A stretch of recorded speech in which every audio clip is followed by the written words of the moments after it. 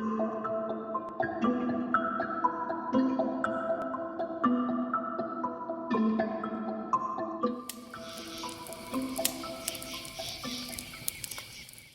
guys, welcome to Outdoor Asylum. This is Brad Allen here in the Cache River studio at the Elite Duck Call Shop. Got my producer Jake Seipert. Jake, how you doing?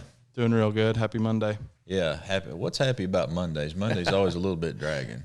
Every day's good if it's fishing season. There you go. I agree with that. Guys, got a special guest here today. This gentleman's had me on several of his shows in the past, radio shows, television shows, things like that. And I'm going to get to turn the tide on him a little bit. I'm going to get to interview him. Any of you guys that live in Arkansas, you're going to know this gentleman very well. He is a staple when it comes to the Arkansas Game and Fish, anything to do with the outdoor community. He's been the public relations guy for the Arkansas Game and Fish for many, many years before he retired. Steve Wildman Wilson. Steve, thanks for being on, man. I think it's payback time, is it? All these times I've got to interview you now. You have no idea what's in store for you, Steve. I don't care. Bring it on. It's great to be here, and thank you for the compliment saying gentleman. I've never had that before. Yeah, well, I use the term loosely, but we'll go with that. Man, you know, I've been watching you on social media quite a bit, seeing a lot of fishing pictures coming out with you, man. You've had it pretty good here lately. Hey, I'm retired. When you retire, you can fish. Yeah. I loved one. You had a picture of a bass, and you had a comment really cracked me up, said this, just like Bill Clinton didn't inhale, but this guy did. You had a bass that pretty much swallowed a crankbait, looked like. There. Yeah, I had a popper on topwater bait. I love topwater bass fishing. And I was out there a couple weeks ago, and one just inhaled it. And that was the first thing that come out of my mind. I looked down in there and I said, Bill Clinton said he didn't inhale, but this thing did. You know, one of the things, too, looking at all the pictures that you post, and I've seen a lot of the bass fishing here lately. You posted a lot of big fish. Looks like you guys are catching. You've been on them pretty good. Well, if you hold them close to the camera, they look bigger. I've learned that. Extend the elbow. My arms. If my arms were longer, they look a lot bigger. Full elbow extension. Yeah, I got it. You know, one of the things I've noticed about you, though, over the years, seeing what you post, is you're a guy who, you know, you go do the bass fishing, and you catch the things that the prize. You know, everybody wants to go catch that big largemouth bass, that giant catfish, something like that. You're a guy that can have a blast just catching brim. Oh, that's what I was raised on. And really, I bass fish just till the brim start biting. You know, the brim start bedding up, and then I quit the bass fishing. Or what I've been doing lately, I'm not a good bass fisher. I wasn't raised bass fishing. I was raised brim fishing. That's why I love it so much. But I found what I usually do is go out and bass fish early in the morning, like first couple hours. I love topwater bass. That's my favorite. And then put the bass fishing rig up and brim fish the rest of the day. So I can do both. Yeah, a lot of action with that. Action's my attraction, Brad. You know that.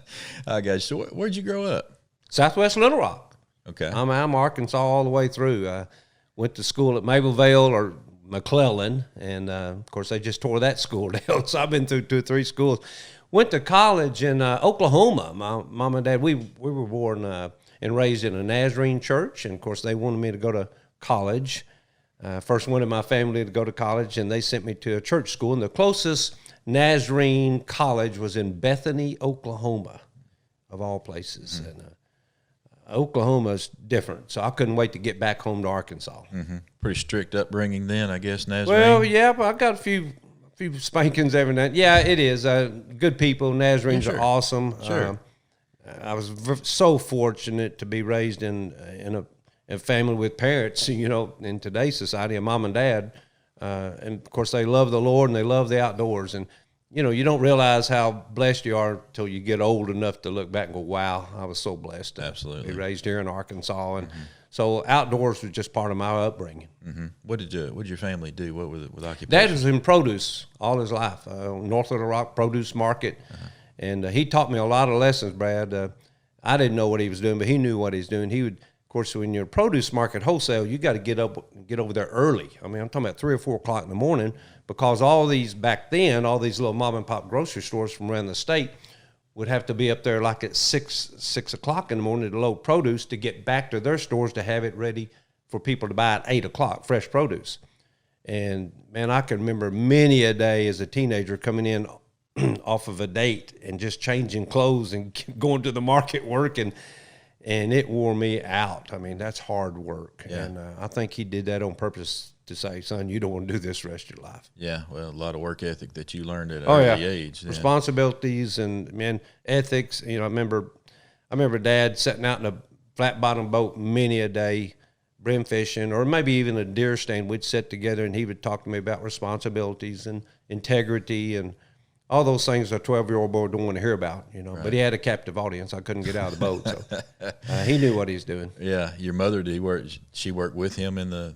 No, mom was she worked at a little store called TG&Y, this retail a little bit. Of course, she stayed home, cooked. You know, back then you didn't have two parents working, didn't have to all the time. We didn't have anything, but we had. Dad always said, he said, I'm a poor rich man. And that stuck with me. I can remember him coming in, bringing cash money. He worked 5.5 days a week, had to work till noon on Saturdays. And, well, Brad, I remember back, of course, Father's Day is not too far, so I always think about him there, and his birthday is June 13th. So, but I remember many a day, we had a huge backyard, probably a half acre. And, of course, he had a push mower, if you can think about that. And now I know, being old as you do, you got to kind of play the weather, because if you don't get that yard mowed, of course, he wouldn't dare do it on Sunday. So he had Saturday afternoon to mow the yard, basically. Yeah. Because he worked so much. And but I remember him coming in, starting to mow that yard, and I'd be begging him to take me swimming at the old Blue Hole or something. I remember him stopping and doing that. And, you know, I didn't think anything about that yard, of course, but boy, I do now. So just that kind of people. Right. Just, it was all about family. Yeah. Yeah, did you have siblings? I had an older brother, still got him. He's older now, 8 years older, and you got to keep in mind now. I kind of had an advantage because he was pretty, I guess mean's a good word, all the way through school. Well, his nickname was Weasel, okay? And you think a lot of people know the Wildman here in Arkansas? No. That was an earned nickname. Oh, Weasel. Yeah, he earned his Weasel. But more fun to barrel the monkey. You know, we're totally different. I'm into hunting and fishing. He'll do it if you take him, but he doesn't like it as much as I do. But I make him go with me. We have a great time. He and I are real big sports fans together. We always went to the I-30 Speedway stock car races all our lives and football games, and he got me into rodeoing. I think he always made me do stuff. Now, you got to keep thinking he's 8 years older. So when he was 16 or 20, you know, I was 8. Right. And he would make me do things. He made me get on a bull, you know. He wanted because he wanted to be a bull rider. Now he wanted me to do it. He made me ride those rides at the state fair. Just scared me to death at 8 years old, and I'll never forget that. I get him back now, though. I've heard a story about you when your younger years, and if this is true, this may be the coolest thing that I've ever heard about you, Wildman. Amidst all the many cool things, did you used to drive a Corvette when you were young? Oh yeah. Well, young, I got out of college in 72. I bought a 1973 Corvette T-top, and then that was a lot of fun. I always wanted a Corvette, but the best one, I got married in 1977, and so obviously I've traded my Corvette for a 59 Corvette. Wow. Fine 59 was a license plate. Oh, there you go, man. I'm so jealous. Growing up, that was my dream car, Corvette. Yep. Of course, I had two problems. Number one, I couldn't afford it. Number two, I couldn't fit into it. You know, I was always being a bigger guy. I could never fold up to get in one, even if I could afford it. But that was always my dream car. I love them. I still love them today. But you're right. Getting up out of them is my problem now. They sit so low, but there's nothing like a Corvette. I realized.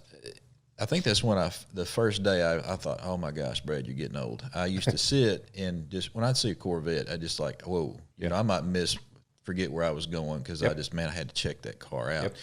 And I'll never forget the day I was sitting at a stoplight and I looked to my right. It was the first time I saw one of those zero-turn lawnmowers. The guy was out there mowing the yard and he spun that thing on a dime and I just went, whoa. I got to have that. I was like, oh, my God, Brad, how old are you?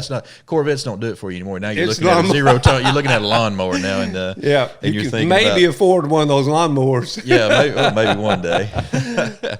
So your dad, you talk about you guys fishing. That's what you grew up. Did he start you with everything that as far as hunting and fishing, everything started with your father? You know, somebody asked me the other day, said, how old were you the first time you ever went fishing?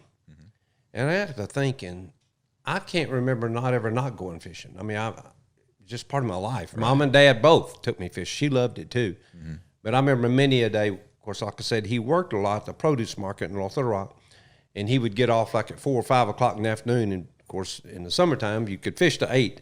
And Mom would have everything ready, and snacks and the crickets and everything, and we'd head to Bearskin Lake. You ever heard of Bearskin? I have not. Bearskin, where's that? It's down Scott, Arkansas. It's not far from Old River. It's an old oxbow lake, and it was a private lake. And Dad knew some farmers down there, produce, and that's what I remember probably most about my bringing up is we'd be out there brim fishing, and there's no telling how many brim we caught down that lake. Mm-hmm. But it stuck with me. We used a fly rod. We didn't fly fish for them, but we used a fly rod and crickets and little corks. Mm-hmm. And that's still my favorite. It's what I do every day now. Yeah, when I go brim fishing. What about hunting? What's your favorite? I know you're not as big of a waterfowl guy as I am, but what was your favorite type? Actually, I never went on a duck hunt until I worked for Game and Fish. Dad, we were members of a deer camp, and I can remember, of course, deer hunting is still my favorite. Well, sort of, I guess. As I get older, I'm turning into more of a fisherman than I'm a hunter, but deer camp was always special. Mm-hmm. Dad and he passed away 7 years ago at the age of 95, and we spent 34 years of opening day together. We kind of started a tradition when I got out of college, and opening day was so special for us. And we were both so much alike, the fact that really the hunting wasn't the most fun part, and I'm still this way today. My most fun part about any trip, fishing trip, hunting trip, or whatever, is what I call getting ready to get ready. Mm-hmm. I love that anticipation, making the list, going down, scouting. I like that more than I did the hunt. Dad would take me down there and look for scrapes and rubs and tracks. And, of course, now, Brad, things have changed so much. You don't do that anymore. You go sit in a box and wait on a deer to come to your feeder. And I do that. Nothing wrong with it. Yeah. It's just changed. But I really enjoyed the scouting. So deer camp was really special to us. And we rabbit hunted a bunch. Now, my brother liked rabbit hunting. Deer hunting was too slow for him. But rabbit hunting, you could yell and, get the dogs going. He always had a bunch of beagles. And, that's kind of a dying sport as well. So rabbit hunting and deer hunting were my favorite. Yeah, the journey's better than the end, as they say. Yeah. So you're known for Arkansas. You're Mr. Arkansas hunting as far as that goes. What about out of state? Do you travel out of state much? You ever done much of that? I've done some turkey hunting out of state. I fell in love with turkey hunting. Never turkey hunted, never duck hunted growing up. So this was all new to me. So when I worked for Game and Fish, I got a lot of opportunities. For instance, one of my favorite types of fishing right now that I never didn't even know they existed, was smallmouth bass fishing. I love creeks, small bodies of water with smallmouth bass. But growing up, I didn't do any of that. So I got started turkey hunting in 1980. So I was 30 years old. Mm-hmm. And, man, I just went crazy over it. And people get shocked when they say I like turkey hunting, because have to be still and be quiet when you turkey hunt. And it's one reason I never got into duck hunting much. I thought you had to be quiet and still, but you guys have a ball in that blind, man, blowing calls. And turkey hunting and deer hunting is a lot. I mean, turkey hunting and duck hunting is a lot like the same. You get to talk to your game, and, so you can talk. But I fell in love with turkey hunting, and I went crazy. I really did. You go in my office now, and, I bought rocks with turkeys painted on them. Anything had a turkey on it, sort of like you do with ducks. Yeah. And I fell in love with it. I really did, and had a ball. So I've gone to Mississippi and Oklahoma and Missouri and Kansas, and it's awesome. I'm kind of dying out a little bit now, though. Those mountains are getting pretty steep. Yeah, they get steeper as we. Yeah, they do. Yeah. But it's still fun. Yeah, sounds like an obsession, though. You're buying a rock that looks like a turkey, or you've got painted on there. Yeah, that's obsession. Right. How'd you get started with the game and fish? Was that something that you always wanted to do, be a wildlife officer? Or what? No. I wanted to be public relations. I mean, I'm a lot like my dad. My dad, no matter where we go, we're the meter greeters. We're there 30 minutes early. That's the way Dad did at church. We're the last ones to leave. And of course, he's a people person. This COVID-19 really put a damper on me, because I'm a high fiver hugger. And but I know I wanted to do something with the public. I love people. And I remember applying. I graduated from school in 1974 from Oklahoma, and I wanted to work for Disney World. They were building Disney World then, and Florida, and so I applied. I wanted to maybe be a PR, public relations person, you know, and I like sales. And when I got out of college, I went in business with my brother. He's a big salesman. He's more mechanically inclined, so he sold bearings and sprockets and V-belts and things like that. So he had a chance to go in business with another fella, and he wanted me to be there. I had a master's in business administration. They wanted me to come in and run the office. So I did that for about a year. I'm not a good office person. I had to get outside. So I went to outside sales and travel in Arkansas. I love that pretty good. I'm just not mechanically inclined. But I had that job. I was traveling, and I stopped at a gas station one day, Brad, over in West Little Rock. And I had my little Corvette, in fact, my little 59 Corvette. And I was filling up my tank, and on the other side of the tanks, now one of my best friends ever, a guy named Teri Horton. You ever met him? Oh, I know Terry. Yeah. Terry? And anyway, he pulled up on the other side in a game and fish vehicle. Of course, you know, like everybody in Arkansas loves hunting and fishing. They go ask you how about hunting and fishing. Well, he was asking me about my Corvette, and I was asking him about, hey, man, where's good hunting and fishing? I want to talk about hunting and fishing. And if you know Terry, he talks as much as I do. And somebody said if you get me and Teri Horton in the same room, we're like two ticks without a dog. We'll just wear each other out. But anyway, we started talking, and he said, man, you ought to come over and apply I got a position open over there in game fish. He said, it's hunter safety coordinator. I said, man, I've hunted all my life. So long story short, I went over there and applied and got the job, and Terry and I worked together for a number of years, and still one of my best friends today, Teri Horton. But that's how I got the job, and got the name Wildman, as we had a director at the Game and Fish. You remember him, Steve N. Wilson? Yes. He was a director for 20 years. Uh-huh. Of course, my name is Stephen Wilson. We were on one floor apart, one office apart. I think our phone numbers were one digit apart. Mm-hmm. Of course, he was a director. I said they obviously got everything mixed up except our paychecks. Never did that one time. Never one time. And I'm guessing if you're mad about it, his was a little higher. Oh, he was. Yeah, in fact, they called him Big Steve for a long time. You know, he was the head man. And of course, he started putting on a little weight, and he didn't like that Big Steve. So I had to get a nickname other than Little Steve. And I headed up a program back in 1984. I got to start a program for Game and Fish called Project Wild, and it stands for Wildlife and Learning Design. Mm-hmm. I worked in hunter safety for a number of years, and then this new program came out, and I loved it. I basically went around the state teaching school teachers how they can teach their kids about wildlife. And you used... Well, it's a lot like growing up now. I don't know about you, but when we grew up in grade school, when people studied math, what did y'all use for examples? Apples, oranges? You know, if you had 5 apples and added, well, this is kind of the same way, except you use deer and rabbits. They multiply a lot faster than apples and oranges. And it really was that concept. Yeah. But I did that. It was called Project Wild. And so that's kind of how I got my nickname. When people would call up there, they'd say, hey, I want to talk to Steve Wilson. In fact, Brad, we had 4 Steve Wilsons there at one time. I knew about the 2 because I'd always see your name's up on the headline of the pamphlet or something like that, listing people with the Game and Fish. But I know you had 4. Yeah, Steve N. Wilson was the director, and I was Steve Wilson, the wild man.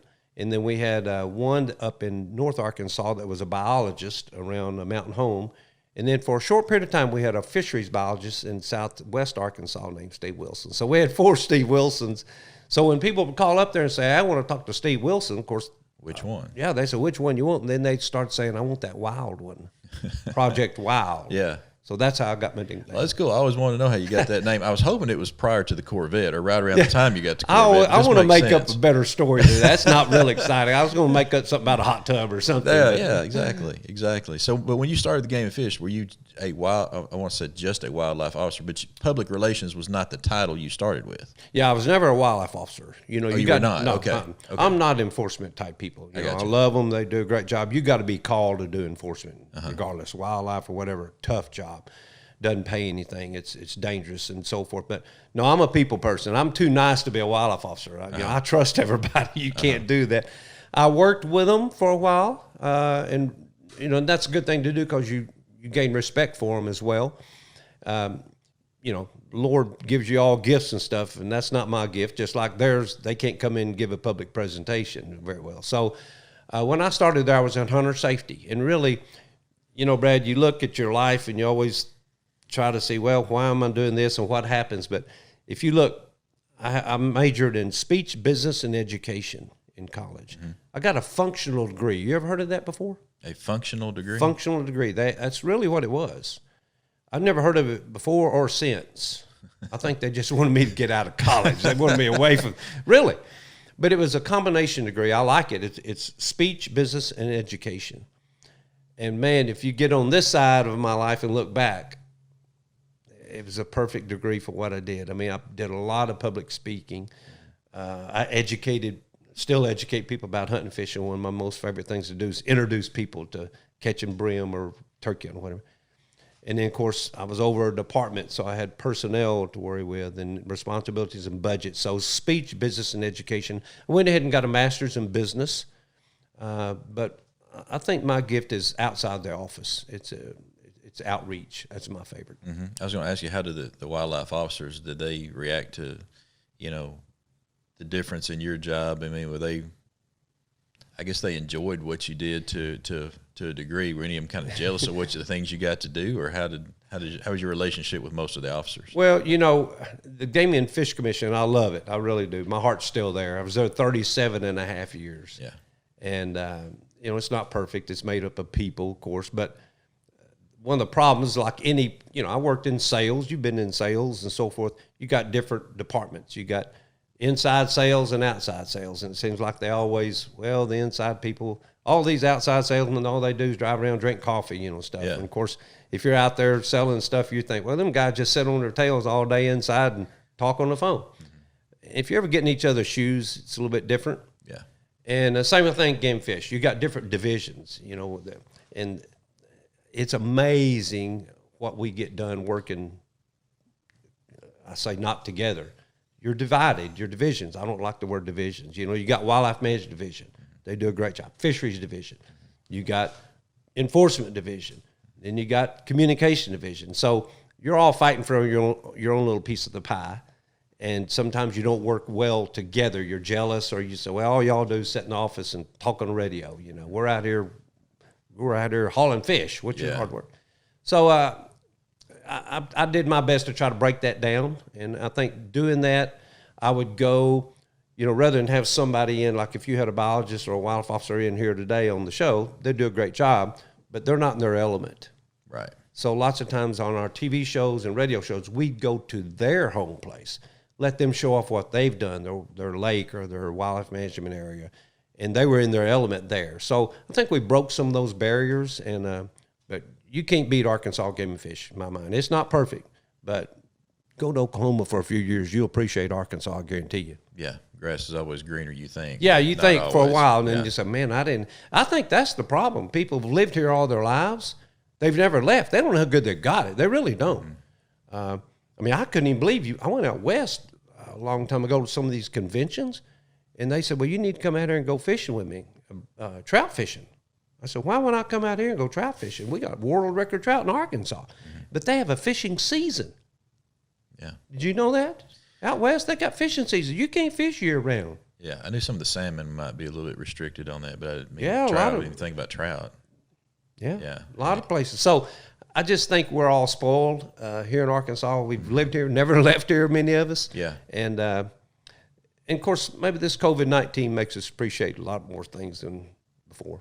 Amen to that. Yeah. Amen to that. So what about the trademark cowboy hat? You don't have your cowboy hat on now, but most of the time when I see you, you've got that hat on. What's that about? Where did that start? You remember Forrest Wood?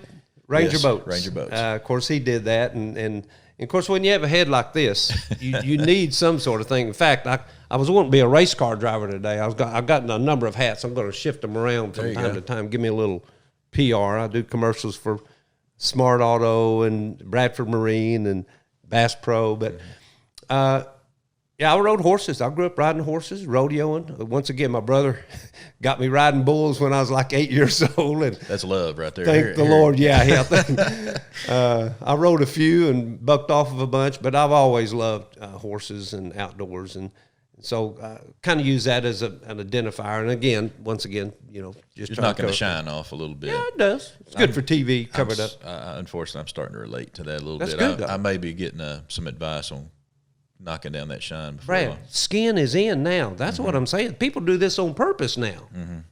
The pediatrician I had when I was a little boy, he was bald on top, had the hair around the sides, and that was one thing that I did say to him the first time I met him. I leaned over to my mother and said, "Mom, he sure does have a wide part." A wide part. Yeah, but it was straight. Yeah, it was straight. Yeah, and he had a sign on his wall that said, "God made only so many perfect heads; the rest He covered with hair." So that's exactly right. That's the way that we'll go with it. So you recognize pretty much. You've been in the public eye for so long. Now you've retired, and I see you on TV as much, if not more, than I did when you were actually with the Game and Fish. So I mean, I guess anywhere you go in Arkansas, you pretty much recognize. People talk to you a lot. People just come up to you and start talking. Yeah, and some of them are my kinfolk, and I don't even know them.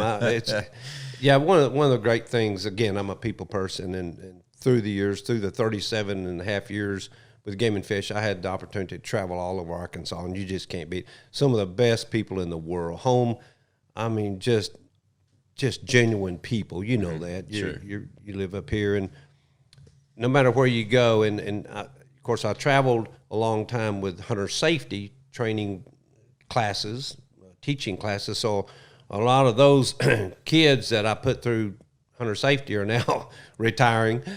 But then I did a lot of wild game dinners and public speakings and at Chamber of Commerce's, and I like to entertain. I don't just go give a speech. I blow a duck call every now and then, and mostly turkey calls is what I blow, and deer grunt calls now and so forth. So I try to do a little entertainment, and man, it's just so much fun. I still do that, by the way. So if anybody needs a wild game dinner, speech, I'll do that. Have to charge now. I used to do it free when I worked for Game and Fish, but it is a lot of fun. And I work at Bass Pro, one of the most fun jobs I've ever had. I tell you, and I tell you what it really did for me working there, Brad.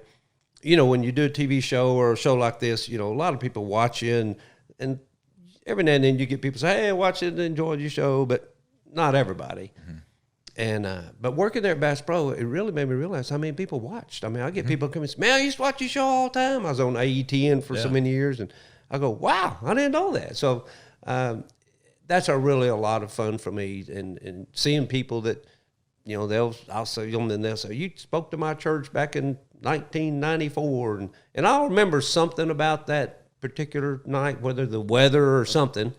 And but I've been a lot of places. And I love it. I think it's awesome that you're doing that at Bass Pro. It's cool for people walking in there. Like, you expect someone to greet you that you never know. You don't know who they are. They're very, very polite, very good at what they do. But when you walk in, you see someone you recognize on TV like that. You get to visit with someone like yourself's been on some. I think that's really cool. You're doing that at Bass Pro. It's a good marriage. We've talked about it. Will Anderson, the manager out there, they're all great people, and we talk about it, saying, it makes me proud to stand there and to see people outside of a store taking pictures of the store that they're getting ready to come in and spend their hard-earned money at. I mean, that take a lot of pride. Bass Pro's cool. Max Prairie Wings, same thing. It's just known everywhere. So yeah, I take a lot of pride in it. It's a lot of fun too. Good people. The problem is, Brad, I don't get a paycheck. Every time I go get a paycheck, they say, "You owe us $50. You bought this and that," and I go, "Did I? I don't need anything." But yeah. They got some neat stuff in there. Yeah, you have to cut that credit card up when you go into work, actually. Yeah. What about, people, all hunters, any kind of law enforcement, we don't always agree with, maybe we get a ticket or something, or maybe even just a policy of the Game and Fish you don't agree with. How much do you get people coming up that are upset about something that the Game and Fish has done, and they want to lay it out to you? Do you get much of that where you get someone comes up and they're pretty hostile? Or? I've been one of those people before. Yeah. I don't always agree with them. Sure. And of course, when they make a law and you work there, you got to enforce it. But yeah, I think I can remember some instances when I first started working state fair. I love events and conventions and setting up exhibits. Again, meeting people. And I remember the first couple of years at the Arkansas State Fair, we'd be back there, and of course, people would come up there and just unload on us, getting it off their chest. And back then, probably the biggest controversy when I started was, and it was for many years, was running deer with dogs, dog hunters.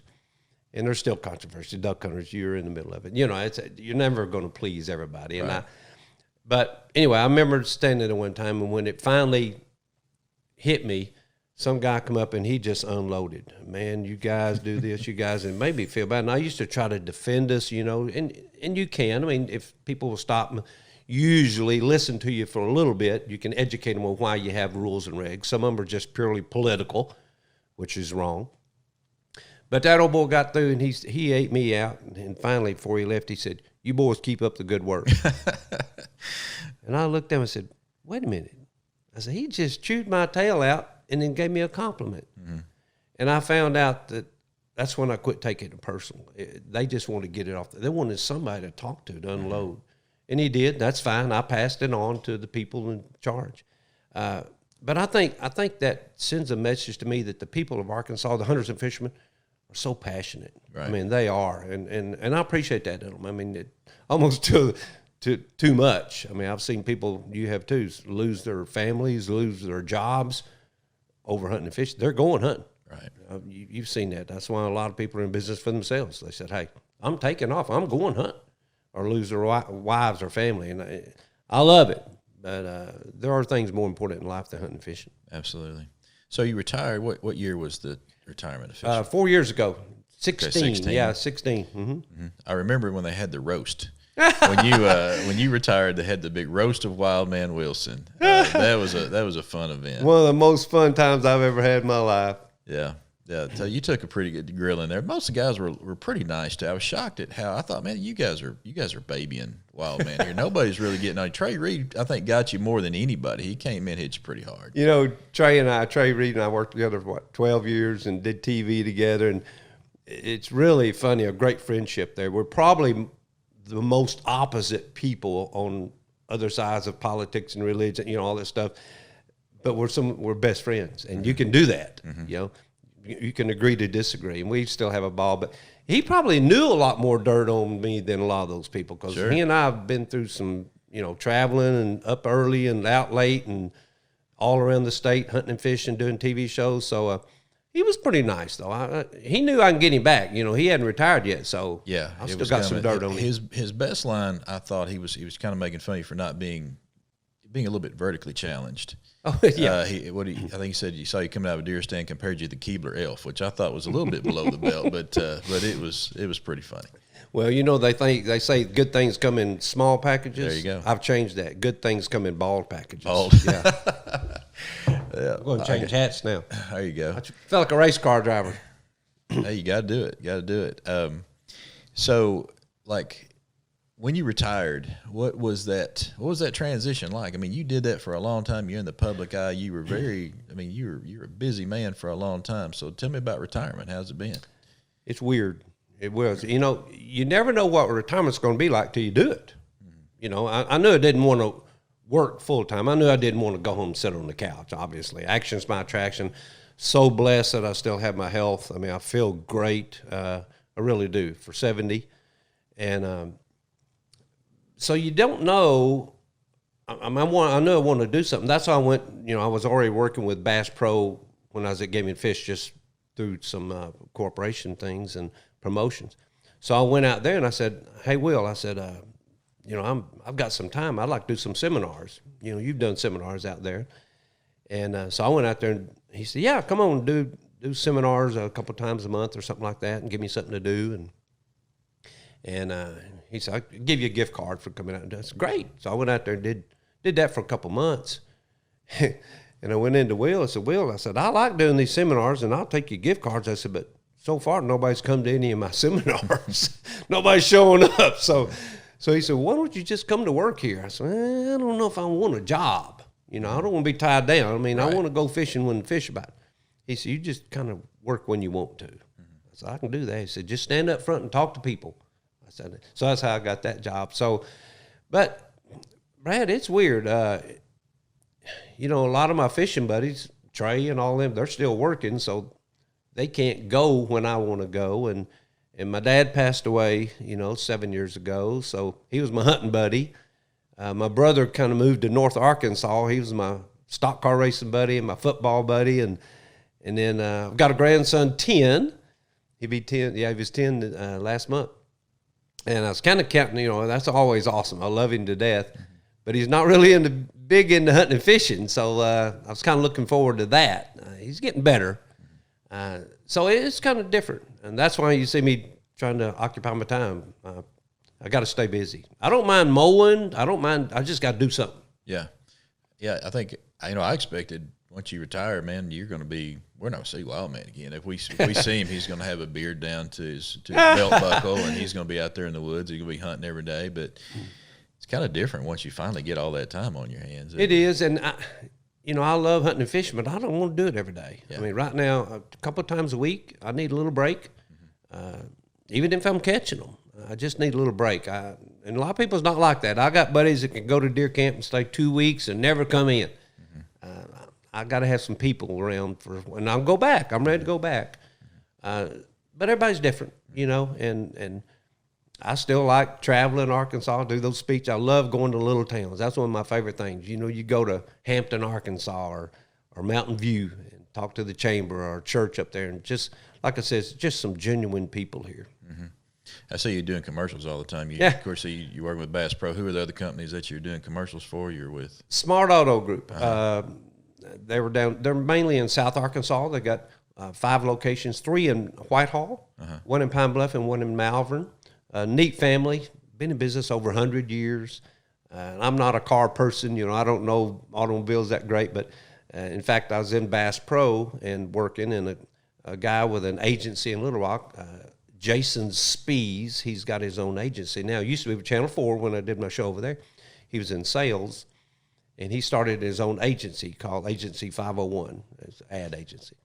And he came in, I hadn't seen him in years, and he came in, he looked at me, he said, "Wow, man." I said, "Yeah." I said, "You're Jason." He said, "Yeah." He said, I said, "How you doing?" I thought he's still selling. He said, "How would you like to do a commercial?" I said, "Yeah, anything. Get me busy, man." And so he hooked us up, and man, it's awesome. It's fun. They're good commercials. They do a great job producing them, and great company to work for. So I do 4 or 5 fresh commercials every month for them. It's a lot of fun. And then Bradford Marine and ATV, which is, if you've been to Bass Pro, they're married together there. So it's a great combination there. Lev Bradford and his, once again, family-owned business there. Been around for a long time. Oh, they really have good folk, a lot of fun, and right down my alley. So it works very well there together as well. So that's my 2, Smart Auto Group, and it's fun. Lev and Roger Smart, they're good buddies as well. So we're having fun. All ties together. Yeah. So looking back, your best fishing trip. Tell me, well, if you had to, I know there's a lot to choose from. A lot of times it's hard to put one on, but if you had to tell me about your best trips, describe them to me. Well, by far, the best hunting trip that I ever went on, I never pulled a trigger. And like I said, I've deer hunted and duck hunted, and those are a lot of fun. Rabbit hunted, and you think back through all those. And I'm not a photographer. I mean, Jake here, he can do all this video stuff, and I want to be in front of the camera. That's why I'm always jealous of Trey. Trey Reed, he can work behind the camera. He worked for ESPN Outdoors, and he's good in front of the camera as well. But, and of course, anytime we did our TV show, well, he would be behind the camera, and I'd be in front of the camera doing the calling or talking or whatever. Well, I have a tradition. My brother lives in North Arkansas, Mount Pleasant, Arkansas. Weasel, yeah. Weasel. And he has a lot harder time being quiet and being still than I do. So, but we're very competitive. I don't care what it is. If it's spitting watermelon seeds, we're going to be doing it the farthest.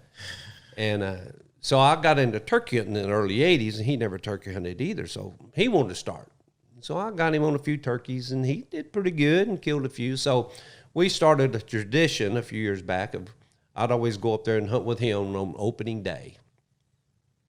And so we did that for a couple of years and killed 1 or 2. And whatever. So then I said, well, I want a video. I want to try the video. So Trey set me up with the camera, taught me over, I didn't, and this was probably 10 years ago. And so he gave me a tripod and a camera and one of these big cameras, and so I went up there the day before, like we always do, my brother and I, we went scouting and everything. And so we went to this big field where he knew it was the day before the season. And because we needed video of turkeys. I mean, that's tough. Right. Trey, not a turkey hunter either, so we didn't have hardly any video. And so we pulled up this field and looked over the field there, and it's a pretty big field, and there were 6 turkeys out there, about 200-300 yards off. So I set my camera up on a tripod. We were up here behind some trees, and it was so windy. I mean, it was just howling, which is bad for turkey. Well, I set my camera up and got it focused in the best I knew. I hope I knew how to turn it on. And it was showing it was running. But it was so windy that it blew the camera over. Oh. I mean, the tripod and everything. I mean, it was just howling. I got some video of them way out there, which I was pretty proud of. Yeah. So it was kind of in the afternoon. I said, hey, we need to be here in the morning.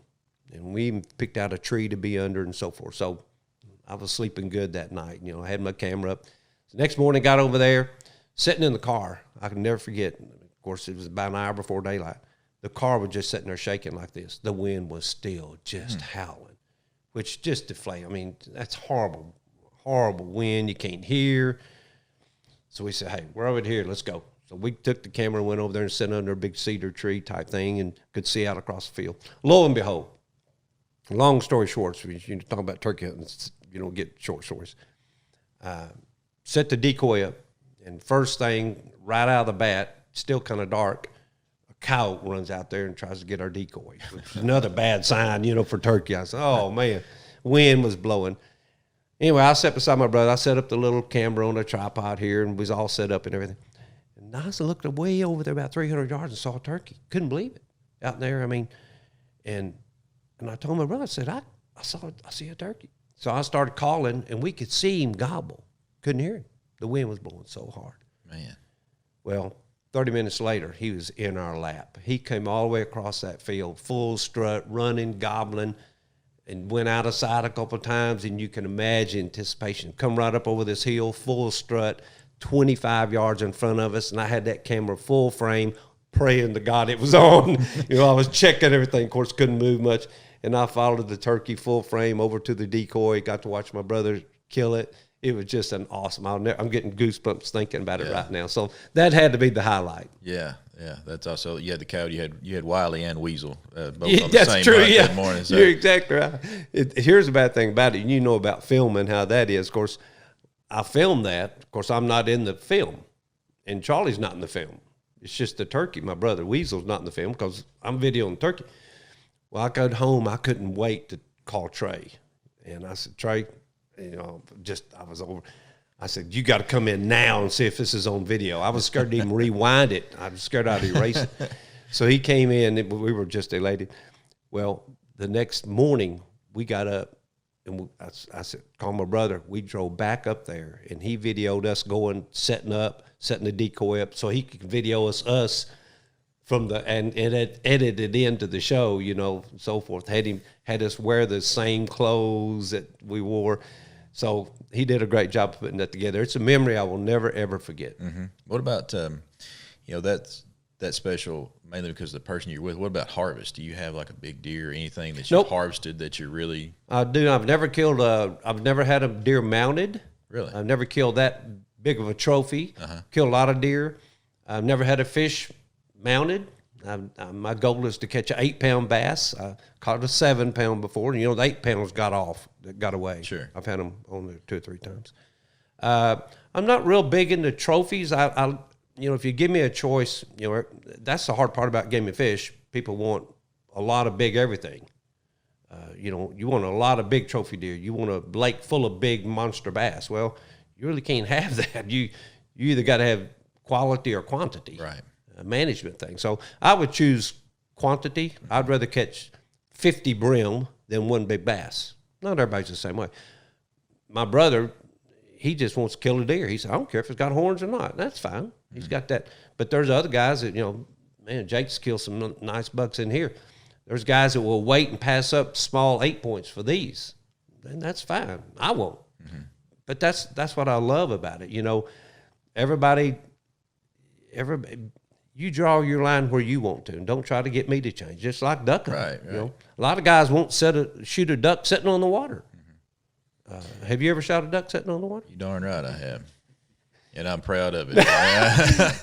My buddy, he shot one sitting on the water, and I said, you shoot a duck sitting on the water? He said, you deer hunt? And I said, yeah. He said, do you shoot that deer off before you shoot it, or do you shoot it standing there? Yeah, or a turkey. Got a good point. Yeah, same thing. Good same point. thing. And I've seen it too. You know, most of the time I do scare a duck up before I shoot it. But have I ever done it? Heck yeah, I have. And I've never shamed someone for doing it. No. I have seen a lot of times where we scared that duck up and that duck got crippled. Rather, when you had a kill shot right there in front of you, know, we've been a little cocky at times and pulled that trick and.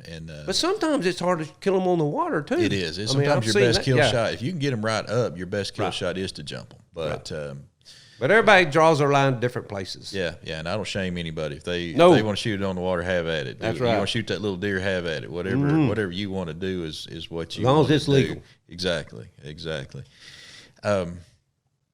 So as far as you told me the great stories. Now let's talk about a horror story. I trying to prep for you. It's like you said before about how much Trey Reed would know about you. You guys spent so much time together prepping for you coming in here. I called Trey. I said, "Hey, man." Oh no. Yeah. I said. Oh, he's going to tell you about the ride from hell. You got it right. Got it right. There's no second place. Tell me about the ride from hell. Then I didn't know the official title, but let's hear it. We named it a bunch of stuff, and I want to do a TV show. You know, there's so many places to fish in Arkansas. And I love streams. One thing I like about turkey hunting is as you go through the Ozarks and Ouachitas and so forth, you come across these beautiful little streams. Mm-hmm. Not huge, but and I want to do a thing called riding and reeling because a lot of these streams don't have access points. And I love horses. So we set up a show to go to the Buffalo River. Now everybody knows where the Buffalo is, but some beautiful places along the Buffalo. And so our idea was to do a horseback ride, and the buffalo winds and hit the buffalo, get off the horses, fish for a while, and then get back on your horses and ride some more, and just riding and reeling. Yeah, great idea. I want to watch that show. Yeah. No, you don't want to see this one. Well, a few months before we had it planned, the freeze. We had that big freeze, I think it's 2012 or whatever up north. Well, it broke a lot of trees down, and anyway, got on a lot of our trails up there and where we went, we didn't go scout before we did it. So long story short, again, so 3 or 4 of us go up there.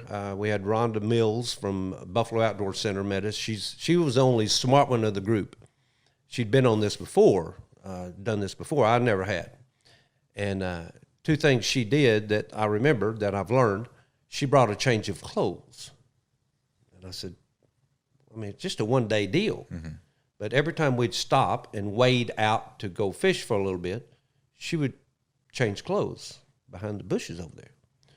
Well, I don't know why she did that now, because I didn't. I just got wet. And then you get back on the horse or ride in the saddle for a little bit. With some wet pants. Yeah. So I learned that. Did you get chafed? Okay. I did. All right. The other thing she did, she brought a 2 or 3 piece fly rod with her. And every time she'd break it down and put it together. And I said, why do that? I just brought a little ultralight, tied it right on my saddle, right there beside me, no big deal. Until the horses started running, and I had a little crawdad crankbait on. And as the horse was running, my rod was flopping, and the crawdad got hung in its tail, the horse's tail. So horses buck pretty good, too, when they get fish hooks in their tail. And then, like I said, the other thing was this was supposed to be we were supposed to be back at, I think, about 2 o'clock in the afternoon. But a lot of our trails were blocked with trees, so we had to make detours. I think we got back about 6 that night.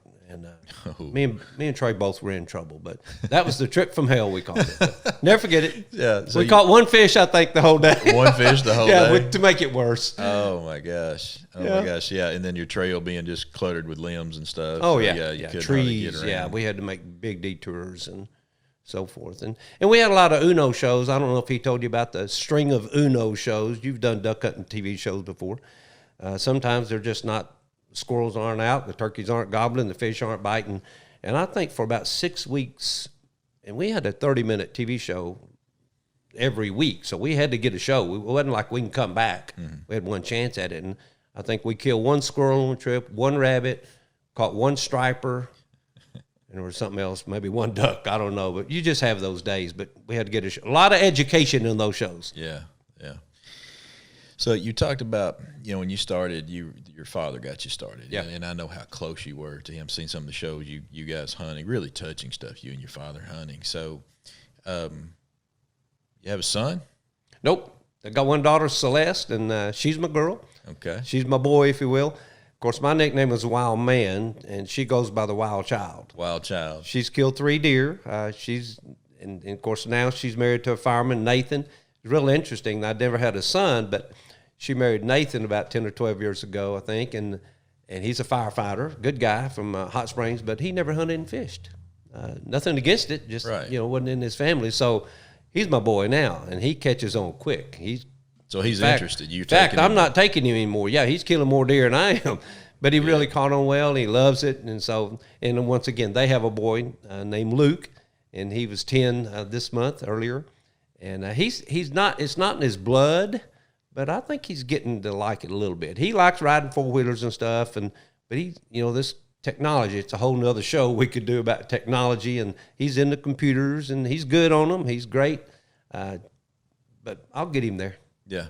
You told a funny story about Luke, and I can't believe that he's 10. I remember you talking about him, years ago, and I know he was a lot younger than that. What was it that he said that was so funny? If I'm thinking right, he might have even said it on a show. What was his favorite part? What was his favorite part of the hunt? Oh, that was funny. I think he's 3 or 4 years old or something, and I always did a radio show with Jennifer Trafford on Kissin' back then. And at 7 o'clock live in the morning, just, a little 5 or 10 minute show. So he went with me that day. We was on the way to deer camp. And so I went in there, and, of course, Jennifer was flirting with him and everything, making him feel good. And she said, so, Luke, you're getting ready to go to deer camp with Peep. That's what he calls me, Peep. That's half a peepaw. And he said, yes, ma'am. And she said, well, what's your favorite thing about deer camp? And, she thought he'd say, riding 4-wheelers or something. He said, pooping in the woods. And it was. That's what he liked to do. Was Mama proud? Oh, no, not really. Pooping in the woods. Well, it takes a little pressure off. I know anytime we take kids duck hunting, you want to have a lot of ducks. You can't just have a couple come in there and them have success. You got to try to put a lot of birds in front of them. But if that's the standard, if that's what he really enjoys, that takes some pressure off. What we're going to get? We're going to have a big breakfast, and the pooping in the woods is the big part of it. Success, man. I can guarantee that. Yeah. I can't guarantee a deer. No, you're right. But we like the outdoors. I mean, that's whether it's fishing, and my daughter and them's getting into fishing more now, topwater bass fishing and brim fishing. So I'm very blessed. Yeah. If you could go back, you had that time machine, you could go back and see the wild man back when he was 18 years old. And you couldn't do game and fish. You couldn't do what you did. Was there something else that you would have enjoyed, or if you could go back, was there something that if you didn't do that, I know you don't have regrets, but if you go back, what would you choose? Well, I wouldn't change anything. I mean, I think, like I said, the Lord had a plan like he does for us all, and I'm so blessed. But I don't think I'd change anything. If I love sales, and so I'd be in some sort of sales, probably in the outdoor sales, whether it be boats or guns or something along that line. So it would have to be connected with the outdoors. I was in retail clothing for a long time, believe it or not. Believe it or not, I worked at Phillips Men's Store for Big and Tall. I worked my way through college part-time out there selling clothes, and I enjoyed that pretty much. Yeah. And I always dreamed of kind of going on the road. I would like to travel. I'm not an office person. I really thought I'm a people person, so I thought I'd be a good HR, hiring, firing. And boy, I found I'm not that at all. Yeah. Get me out of that office. Yeah. So I'd probably be a traveling salesman. Yeah. One final question. What's on the wild man's bucket list? What you got ahead of you? What have you not done that's on the list, man? What are you going to do? I've got 3 or 4 things. I want to be an auctioneer someday. I better hurry. I've always wanted to be an auctioneer. I don't know. I think that'd be just fun. How do you get trained? You have to go get trained. Yeah, you go to the that? school. Yeah, I think there's a 12-day school or something like that. I just think it'd be fun. I want to go to Whitaker Point, Hawksbill Creek. You ever been there? It's that overlook. No big deal. I just need to do it. It's up around Jasper, along the Buffalo River. It's the thing you see on all the covers on every magazine and every phone book we used to have. It's that big outcrop of rocks where you see beautiful. So I want to go there. I want to visit there. I've never been to a NASCAR race. I want to do that. I always go to I-30 Speedway. I love dirt tracks.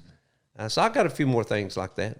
I saw where they've started back doing some. NASCAR has, but I-30 hadn't. Yeah, NASCAR, yeah. I used to drive. I've done a lot of things in my life, just a few things. I've been on bull riding. I got on 6. That's all. But I can say I did it. I've driven race cars at I-30 Speedway. I think I drove 5 races. But I get scared. I'm not real brave. I just like to test it out. I want to go hogging someday. I want to go down and get a catfish out of a hole, I think. That would make me nervous. Yeah? Well, I kind of want to do it once. Just say I did it. Yeah. I'm going to see how it goes for you, and then I'll decide if I want to do it. Well, man, listen, Wildman, I really appreciate you coming down here, making the drive down here and spend some time with us. It's been a lot of fun. I love got a chance to turn the table on you a little bit. Well, you've made a lot of trips for me many a time being on radio and TV. Yeah, it's always my pleasure. Now, we're sitting at a poker table. I'm going to move this hat right here, 24. Yeah. We're sitting at a poker table. We've got a little thing that we started here. We're going to play a little quick game of war. My daddy would not let me play with cards. You know that growing up. We're not bet. This is not for money unless I win. Old Maid. He'd let me do Old Maid. We're going to do high card wins just quick. Do you want to cut them? Yeah. I do know what that means. We got you tied down there with the microphone. There you go. All right. $100 if I win. Let's see. Wildman's got a 7. I got a 9. Hey, I'm telling you, man, I need to go to Vegas. No, you don't. You need to stay right here and make duck calls. Yeah, you're right. You're absolutely right. Wow, man, thanks a lot, man. You bet. Thank you. Appreciate it.